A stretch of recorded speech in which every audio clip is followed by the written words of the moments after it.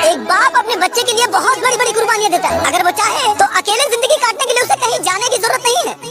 वो घर पे भी रह के अपना पेट पाल सकता है, लेकिन नहीं, वो 2-2 साल 2.5 साल परदेश में बिता देता है सिर्फ अपने बच्चे के भविष्य को बनाने के लिए, उनकी जिंदगी को बनाने के लिए, उनके घर को बनाने के लिए, ताकि समाज में उन्हें कोई नीचा न दे। पता है, जब बाप घर से बाहर कमाने के लिए निकलता है ना, तो घर से निकलने से पहले कभी उसकी आंखों में देखना वो अपनी बीवी और बच्चों से नजर नहीं मिलाता है। पता है क्यों? क्योंकि उसकी आंखों में एक नमी होती है जिसे वो अपने परिवार से छुपाता है। एक बोनस, एक गिफ्ट के लिए या फिर दूसरों से लिए कर्जों को भरने के लिए वो अपनी फैमिली से मिलने त्योहारों तक पे नहीं आ पाता है। बात कोई मामूली चीज नहीं है यार। हम साला घर से 2 किलोमीटर दूर स्कूल में नहीं टिक पाते हैं, लेकिन वो हमसे 5-5 हजार किलोमीटर दूर प्रदेश में कैसे टिक जाते हैं? जिस तरीके से एक बच्चा बड़ा होकर बोलता है ना कि मेरी लाइफ मेरी मर्जी, अगर यही काम बाप करने लग जाए ना, तो पता नहीं कितने बच्चों का भविष्य बनने से पहले ही बिगड़ जाए।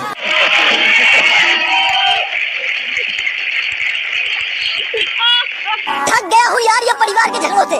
समझ में नहीं आता कि किसे सही कहूँ और किसे गलत। अगर बीवी का कहना मानो तो माँ बोलती है बीवी का गुलाम, और अगर माँ का कहना मानो तो बीवी बोलती है माँ का गुलाम। लेकिन उन दोनों को यही नहीं पता कि दोनों ही मेरे लिए जरूरी है, क्योंकि अगर एक मेरी जिंदगी है तो एक ने मुझे जिंदगी दी है। कभी कभी मैं सोचता हूँ कि जब एक बेटी गलती करे तो फिर चाहे कुछ भी हो जाए माँ उसे माफ कर देती है, लेकिन जब वही एक बहू गलती करे तो फिर वही सासू माँ उसे माफ क्यों नहीं कर पाती है? और जब एक माँ गलती करे तो फिर चाहे कुछ भी हो जाए बेटी उससे रिश्ता नहीं तोड़ती है, लेकिन जब वही एक सासू माँ गलती करे तो फिर वही बहू उससे रिश्ता क्यों तोड़ने लग जाती है? जिंदगी प्यार देने और लेने का नाम है, और मेरा मानना यह है कि इस दुनिया का आने वाला कल भी झूठा है और बीता हुआ पल भी झूठा है। अगर कुछ सच है तो वो है आज, और हमारी जिंदगी का बीतता हुआ हर एक सेकंड हमें उस दलदल की ओर ढकेल रहा है जहाँ हमें पछतावे के सिवा कुछ हाथ नहीं लगेगा, जहाँ हमारे माँ बाप भाई बहन तो होंगे लेकिन सिर्फ याद होंगे।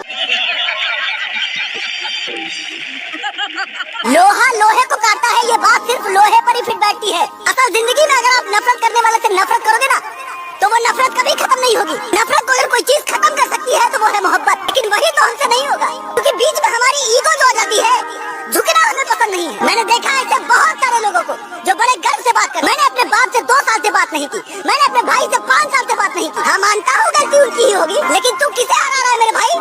किसे हरा रहा है? उस बाप को जो तेरे गुस्सा होने के बावजूद भी तेरे फ्यूचर की फिक्र करता है, या उस भाई से जो तेरे लाख गुस्सा होने के बावजूद भी तेरे पीछे लड़ने के लिए चलाता है? तुझे क्या लगता है कि ताकतवर कौन होता है? वो जो कमजोरों को मारे, लोगों को बताए नहीं मेरे भाई, ताकतवर वो है जो अपने आप को हराए, जो गलत न होने के बावजूद भी अपनी फैमिली को बचाने के लिए खुद गलत हो जाए, जो ताकतवर होने के बावजूद अपनी फैमिली से हार जाए, उसे बोलते हैं ताकतवर।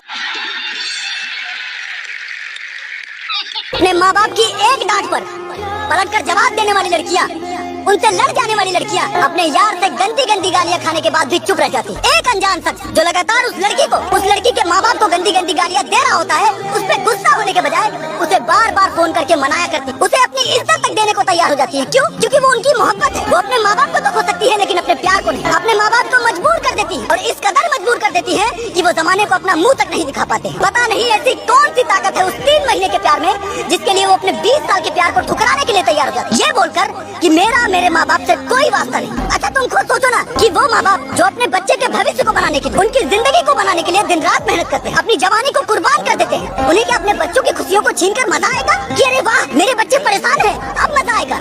नहीं, बल्कि उन्होंने इस दुनिया के लोगों को बड़े करीब से देखा, और अगर अब भी इन बातों का भरोसा नहीं होता है तो ठहर जाओ, समय हर चीज का हिसाब करता है। एक दिन वो भी इसी दौर में होंगे और उनके भी बच्चे होंगे।